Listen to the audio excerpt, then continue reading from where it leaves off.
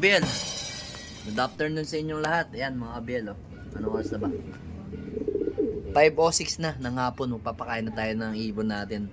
So kakatapos nga nilang magronda ngayon, halos 3:40 ko pinakawalan. Ngayon kabababa pa lang nila.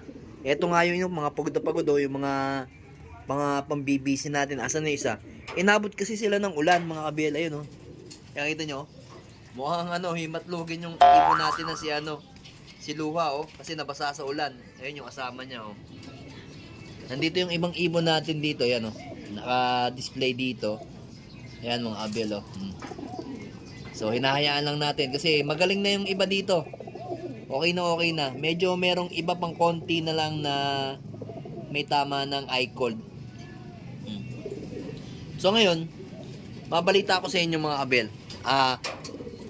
Sa San Pedro Laguna, mga Abel, di ba sabi ko nga sa inyo, kulang pa ako ng ibon. So, ang ibon natin na wala pa is si Pete, kapatid nito. Ito naman, nandito naman si Pili, ayan.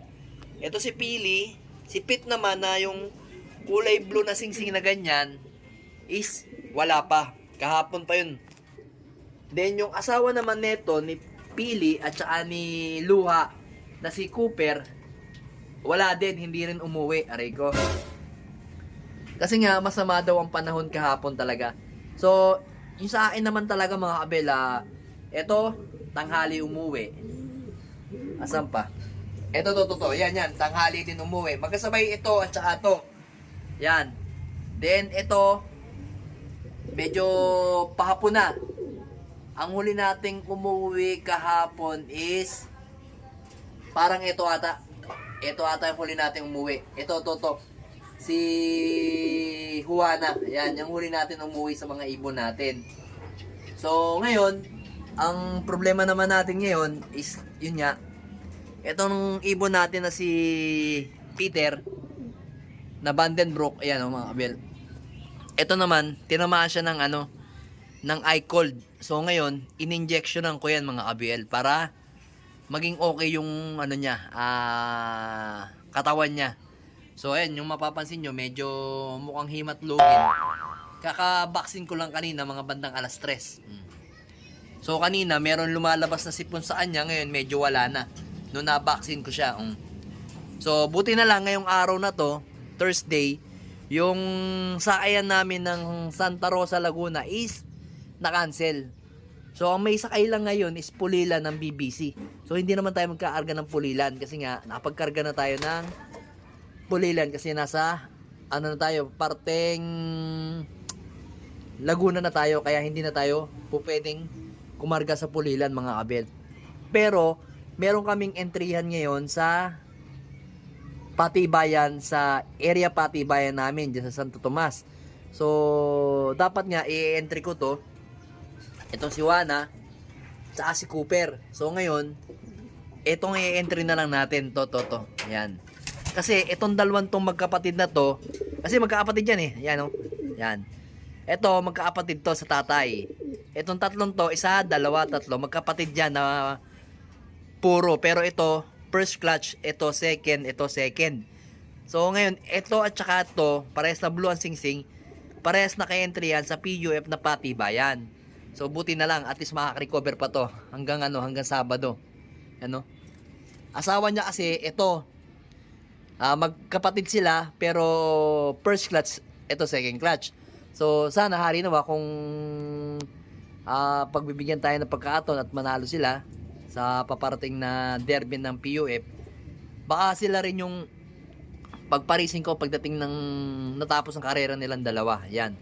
Kasi pagka ang ibon is nananalo, pwede mo rin pagparisin kahit magkapatid, pero mas mainam yung first clutch sa second clutch. Huwag yung same na kaya mag-nestmate. Kasi natutunan ko yan kay Sir Saldi Garcia, na narinig ko yun. So ngayon, itetest ko sa mga ibon ko kung tama ba yung sinasabi niya, kasi iba pa rin yung nasusubukan kaysa sa mga naririnig mo lang. So ako, susubukan ko pagdating ng araw. So medyo namamalatot, medyo malamig yung panahon, medyo inuubo-ubo ko mga abel kasi nga malamig ang panahon ngayon. So ito, baka i-entry ko na to sa sa Patibayan. Yan. I-text ko na lang mamaya o PPM ko si paring Almar para may entry tong ibon na to.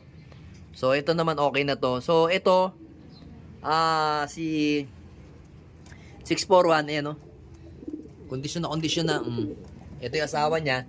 So ito, minomotivate lang natin to kasi nga bukas iskargahan namin ng nga ba kami?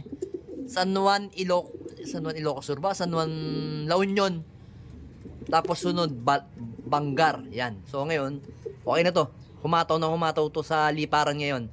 So natos ko rin naman to kaso napakalapit lang. Mga ilang kilometers na, 2 kilometers, 3 kilometers na. Basta malapit lang. Hindi na nga umabot sa San Fernando. Wala kasi tayong time mga abel. Kaya ganun lang yung ginagawa natin to sa malapit. Hindi na natin masyado pinapagod yung ibon natin. Kasi ito pang grade 2 na niya sa norte. Basta parting hanggang Bigan.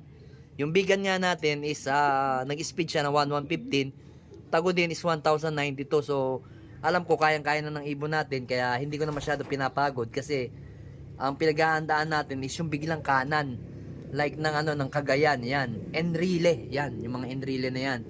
Yan yung last lap namin ng pan race. So kailangan mamotivate natin yung ibon natin para mas lalong gumanda yung uwi. Yan naglalandi kasi ito eh. So ngayon, meron akong ginagawa sa kanilang dalawa. Yung alam niyo yung screen ko dito. Yan.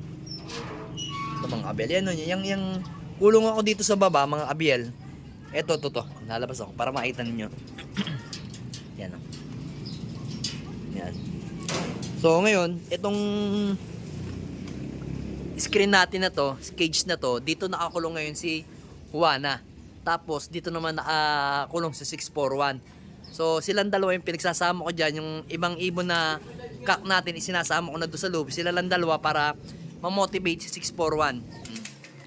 Mamaya pagkatapos natin magpakain, ilalagay uli natin dito si Juana para hindi sila makapagkastahan. Kasi dito magbubugbugan sila eh. Ayan kita nyo na magbubugbugan sila pagka So ayaw ko nga pagkastahin silang dalawa.